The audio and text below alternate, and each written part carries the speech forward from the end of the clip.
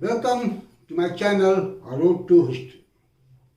Hello friends, आज हम कुछ बात करेंगे legacy of Harappan civilization. Harappan civilization की क्या देन है अब तक।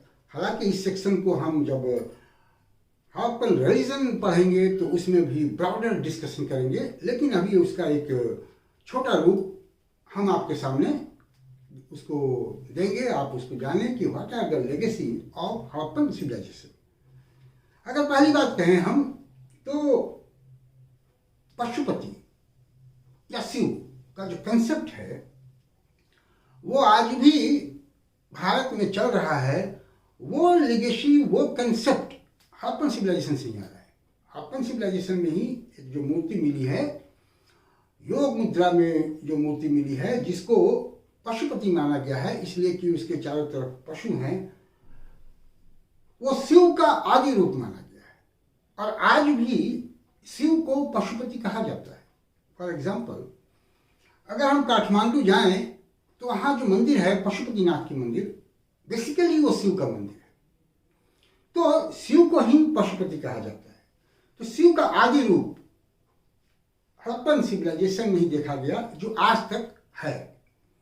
उसके बाद अगर हम मदर गॉडेसेस की बात करें, मातृदेवी जिनको हिंदी में कहते हैं, तो मदर गॉडेसेस का कंसेप्ट भी हड़प्पन सिविलाइजेशन में आया। और अभी भी हम देखते हैं कि मदर गॉडेसेस की पूजा होती है। बहुत सारी देवियों की पूजा हम करते हैं।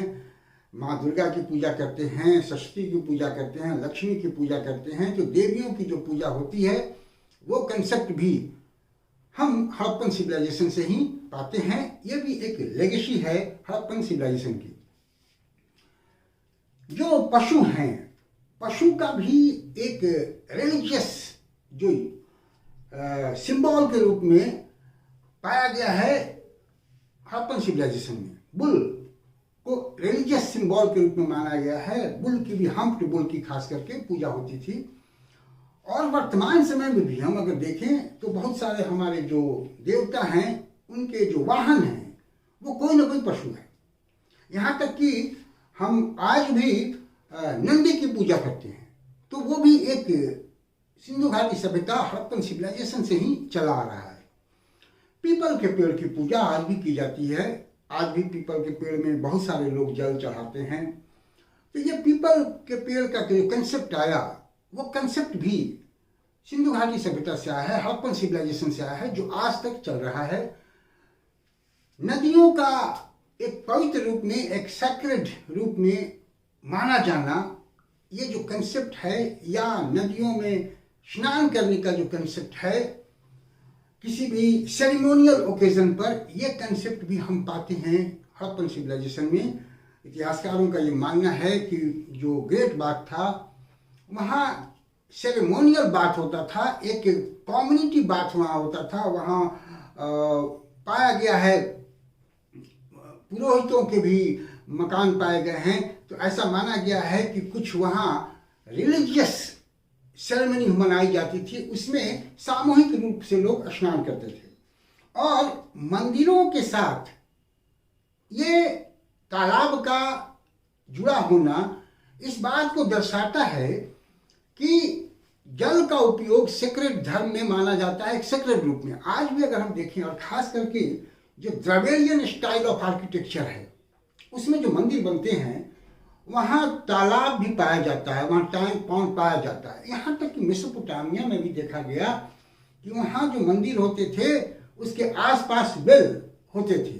तो ये एक कनेक्शन है वाटर का रिलीजन से, या रिवर का या पॉन्ड का रिलीजन से, जो ग्रेट बाथ में देखा गया है। उसका एक सेरेमोनियल यूज होता था। और आज भी हम देखें तो एक कलेक्टिव स्नान करने का, एक कम्युनिटी बाथ का सिस्टम जो है वो पाया जाता है। इसका उदाहरण है, अगर जो संगम पर स्नान करते हैं लोग, या गंगा स्नान करते हैं लोग, या अगर हम कहें तो आज भी बिहार में और ईस्टर्न उत्तर प्रदेश में, झारखंड में छठ व्रत मनाया जाता है।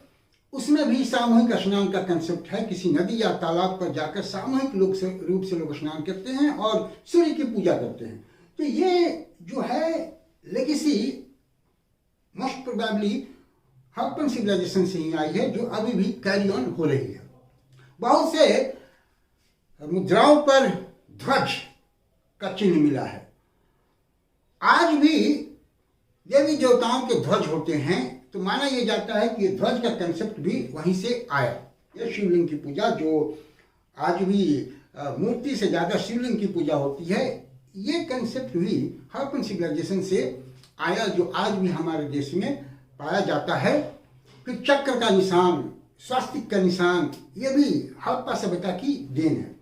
आर्किटेक्चर के फील्ड में अगर हम कहें तो जो बुल बनाया जाता था, तो वो बुल का जो कंसेप्ट है, बाद में शायद अशोका ने उसको अपनाया, अपने पिलर्स पर उसको बुल को बनाया है। तो ये भी आर्किटेक्चर के फील्ड में या आर्ट के फील्ड में भी हम पाते हैं हड़प्पा सभ्यता की देन है। फिर अग्निकुंड का कंसेप्ट, अग्निकुंड का लोथल से अग्निकुंड प्राप्त हुआ है। आज भी अग्निकुंड बनाकर हवन की जाती है, तो ये कंसेप्ट भी वहीं से आया। तो इस तरह से हम देखते हैं कि एक लेगेसी हड़प्पन सिविलाइजेशन की जो है वो चली आ रही है, और आज भी हम भारत के लोग उनमें से बहुत सारी चीज़ों को मानते हैं। तो ये बहुत सारी चीज़ों को हम अगर एनालाइज करें तो देखते हैं कि हड़प्पा सभ्यता में जो चीज़ें थी वो आज भी वर्तमान हैं। इस तरह से अगर हम हड़प्पन सिविलाइजेशन से जोड़ कर देखें तो हमें मानना पड़ेगा कि जो हमारा सिविलाइजेशन है, जिस पर हमारे ऊपर अंग्रेजों का ये आरोप लगता था कि इंडियन का कोई सिविलाइजेशन ही नहीं है, लेकिन हड़प्पन सिविलाइजेशन के खोज के बाद हम कह सकते हैं कि हमारे पास भी एक रिच सिविलाइजेशन था, और जिसकी लेगेसी आज तक हमारे पास है। तो इस तरह से हम इस पर डिस्कशन करेंगे, और भी फ्राइडे को हम नए टॉपिक के साथ आएंगे। जैसा ट्रेंड देखा गया है कि अब सोशियो कल्चरल एस्पेक्ट ज़्यादा पूछा जा रहा है, तो फ्राइडे को हड़प्पन सिविलाइजेशन के रिलीजन पर एक एक्सटेंडेड डिस्कशन मैं लेकर आऊँगा।